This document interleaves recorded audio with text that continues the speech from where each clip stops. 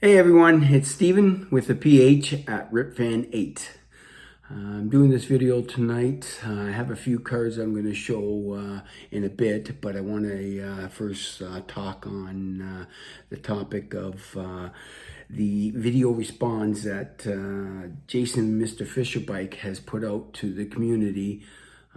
I watched Chris from Missouri, his video last night on his influence and who basically led him to start his channel.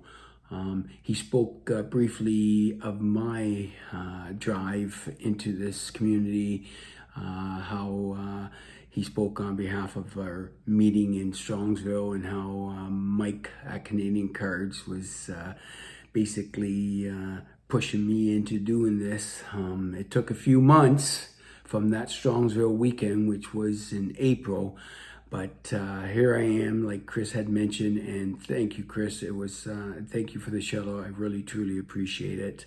I'm going to elaborate a little bit more on that weekend in a bit, but I have to admit it's difficult to do this because as much as I can speak in front of public a lot of time or people, I have a hard time doing it to a recording, I guess. So, but I'm getting a little bit more familiar with it, so I'm looking forward to doing many more. But going back to that weekend in Strongsville, and it was back in April, I was very fortunate that Mike at Canadian Cards, who was my push into this community, asked me to go down to Strongsville with him, where I finally got to meet some individuals, some fellow YouTubers. They were Chris from Missouri, Don of Don's Fields of Dream, Scott of Reindeer Studios, and there were a few other individuals that I met throughout the weekend, or saw throughout the weekend, that Mike from Canadian Cards pointed out to me. But I have to admit that this weekend was an eye-opener for me, from the point of such a strong community, and where it's taken me to this point. I want to elaborate on that just a tad before I get into showing these cards. We've all had, throughout our lives, heartbreak. We've all had a lot of things that we've gone through, whether they've been deaths, lost jobs, just some family issues and all that stuff. So it's the first time when I went to Strongsville that it was a weekend, and I start to identify it now as my bubble. And going forward, I will identify it as my bubble. When I get to go to a card show now, such as when I went to Strongsville, and meet the individuals I met, it's almost as if all those things that are tough in our lives, and everyone has them, they seem to disappear for a short period of time, because you're at a show, you're talking to friends, you're bartering, you're seeing things you've never seen before. It's just like you're in a bubble out, and everything outside of all the troubles and the issues and the money concerns and this concern and children concern and parents concerns, they're gone for a short period of time. And it is a wonderful experience. Now, we've all had other stuff that we've had in our lives, from playing sports, we can relate to that. But this card community is different. It's different in the way that these people are 100% a common goal that you yourself really enjoy. I am really in awe of what you guys have all starting to contribute to my life, from the fact of your videos. I get up in the morning, and when I'm having my 2 coffees before I go to work, I jump on my YouTube channel, I check out videos, and it just takes me away for that half hour to get me ready for what I may have to deal with. So I want to thank each and every one of yous. I know I could go on and say a bunch of names and stuff like that, but I'm sure you see, you know who you are. It's all of you for the most part, but I want to thank you because it has given me a bubble now that I can escape and be in just almost like heaven with you guys and with cards, and I want to thank you very much for all that. I know it's very difficult sometimes for me to open up this way, and I've seen some recent fellow YouTubers who have recently made some opening or have opened up, from Don with his passing of his dog, I believe it was, and then Orlando just recently from Collector's Dream, with when he was talking about some memories of his father. I mean, these things, this is real, this is life, and that's why this community, that's why me being pushed into doing this, and I wouldn't say pushed, but being edged on to do this, it really has really changed my life recently. And it's amazing, this little bubble of mine, I'm hoping will help me outside of the bubble to handle some of the things that are difficult that we all come across. So to everyone, for sharing everything and making me feel just so welcome. I want to thank you very much from the bottom of my heart. Thank you very much. And Mike Samuel of Canadian Cards, you are a true friend, and let me know anytime you need anything. I'm there for you. No different than a lot of other fellas.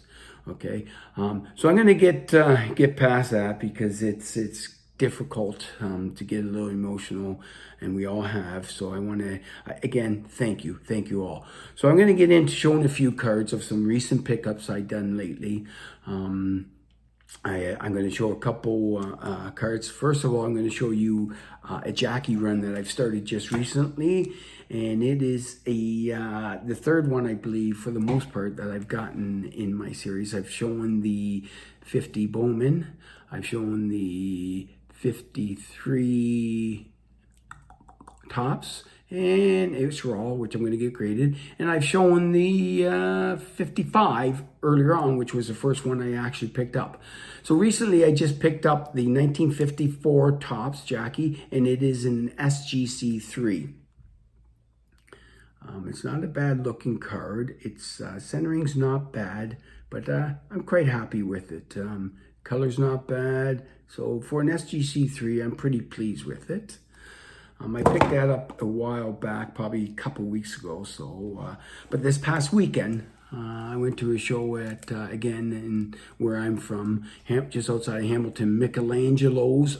And I end up picking up, I haven't got it, I'm starting to get back into some of the Hall of Fame rookies. I picked up the 89 Ken Griffey Jr. Upper Deck. It's a Beckett 8.5.